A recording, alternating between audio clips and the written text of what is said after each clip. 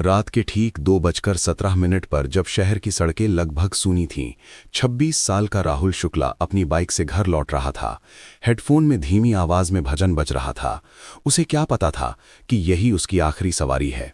एक तेज रफ्तार ट्रक ने अचानक मोड़ पर उसे टक्कर मारी और सब कुछ एक झटके में खत्म हो गया। लोगों ने कहा कि राहुल ने मौके पर ही दम तोड़ दिया। पुलिस आई, एम्बुलेंस आई, डॉक्टरों ने उसकी नब्ज देखी और बस एक वाक्य बोला, डेथ कंफर्म्ड। लेकिन राहुल कहता है कि उसी पल जब डॉक्टर ने उसे मरा हुआ कहा, उसे लगा जैसे किसी ने उसके शरीर से कोई भारी बोझ हटा दिया हो। ना दर्द था, ना डर, बस अजीब सी शांति।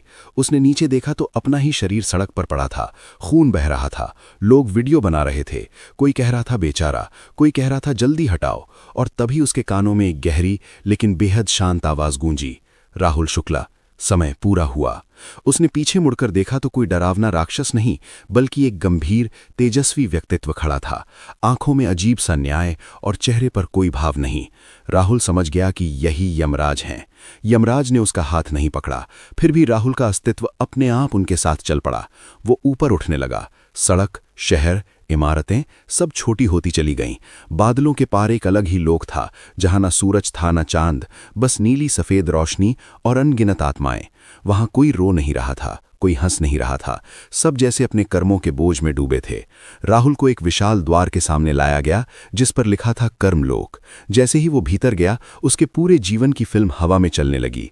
बचपन में मां से बोला गया पहला झूठ, दोस्त के साथ की गई बेईमानी, एक गरीब को देखकर मुंह फेर लेना, ऑफिस में किसी की तरक्की देखकर जलन, और फिर कुछ अच्छे पल भी, मां को दवाई दिलाना, एक बार सड़क पर गिरे बुजुर्ग को उठाना। यमराज ने कहा कि यहां इंसान का हर कर्म सांसों से भी ज्यादा साफ दर्ज होता है। यहां कोई बहाना नहीं चलता, कोई सफाई नहीं दी जाती। तभी यमराज की किताब पलटी और वे अचानक रुक गए। उन्होंने गहरी नजर से राहुल को देखा और बोले कि उसकी मृत्यु का समय अभी शेष है।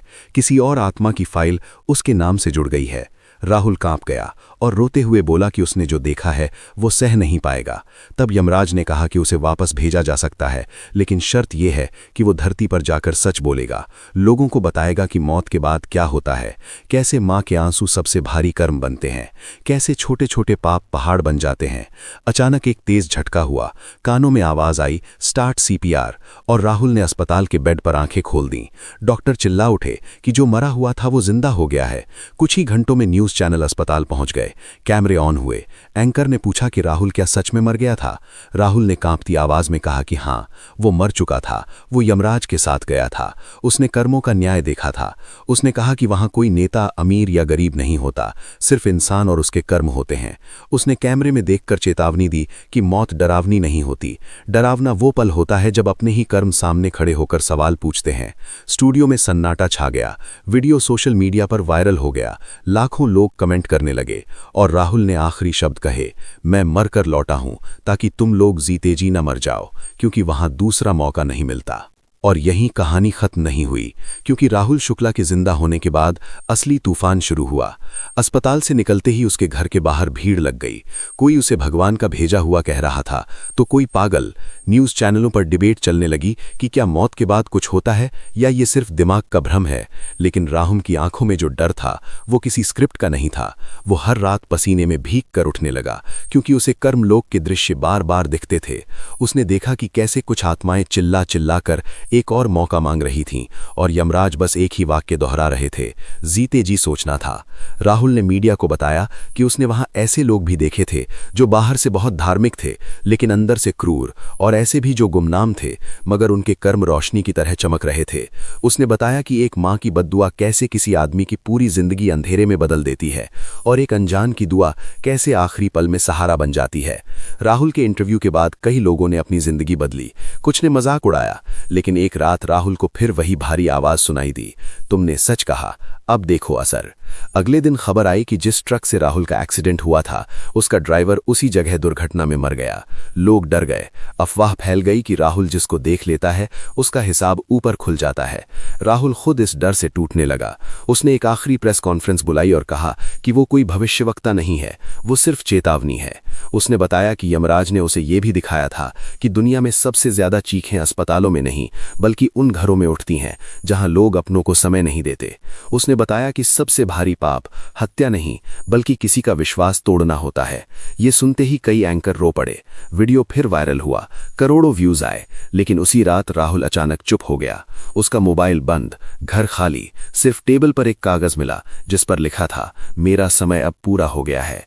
कुछ लोग कहते हैं कि राहुल ने आत्महत्या कर ली, कुछ कहते हैं कि यमराज खुद उसे लेने आए, लेकिन आज भी उस एक्सीडेंट वाली सड़क पर आधी रात को लोग कहते हैं कि एक लड़का खड़ा होकर बस इतना कहता है, अभी भी समय है।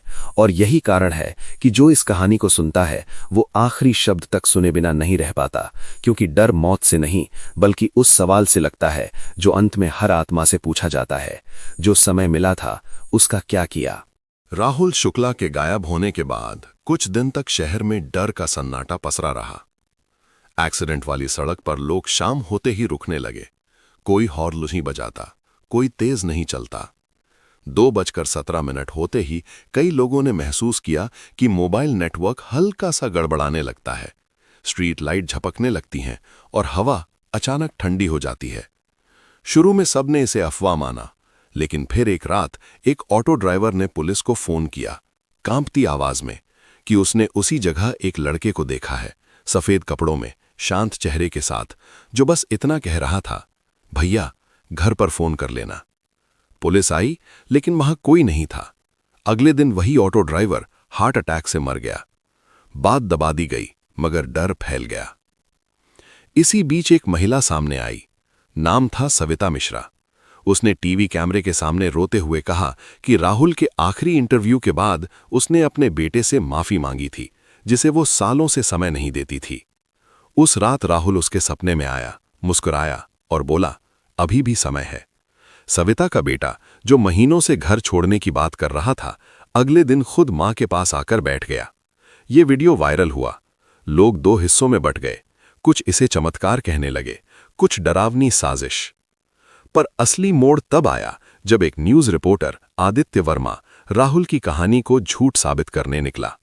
उसने तय किया कि 2:17 पर उसी सड़क पर लाइव रिपोर्टिंग करेगा। कैमरा ऑन था, लाखों लोग लाइव देख रहे थे। जैसे ही घड़ी ने 2:17 दिखाया, कैमरे की लाइट अपने आप धीमी पड़ गई। आदित्य का चेहरा सफेद हो गया। उसने सामने देखकर कहा, कोई है यहां? और फिर कैमरे में साफ दिखा एक धुंधली सी आकृति, राहुल। वही चेहरा, वही शांत आंखें। आदित्य चिल्लाया, तुम जिंदा हो या मरे हुए? राहुल ने सिर्फ एक जवाब दिया, मैं अब सिर्फ हिसाब हूं। लाइव स्ट्रीम अचानक बंद हो गई। आदित्य बेहोश हो गया। जब होश आया, उसने इस्तीफा दे दिया।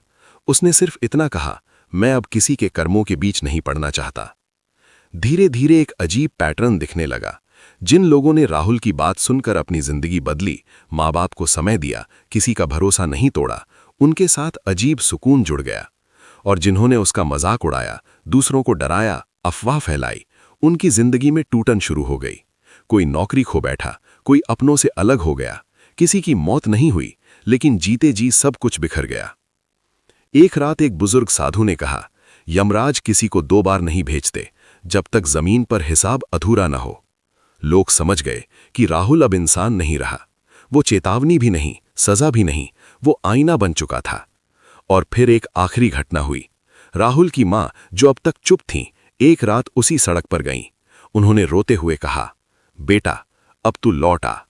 हवा रुकी, स्ट्रीट लाइट स्थिर हो गई, और पहली बार लोगों ने देखा राहुल मां के सामने खड़ा था। उसने कुछ नहीं कहा, बस मां के पैर छुए। मां ने सिर पर हाथ रखा। उसी पल राहुल की आकृति रोशनी में बदल गई और हवा में एक आवाज गूंजी, जिसका हिसाब पूरा हो जाए उसे रुकना नहीं पड़ता। उस रात के बाद राहुल फिर कभी नहीं दिखा।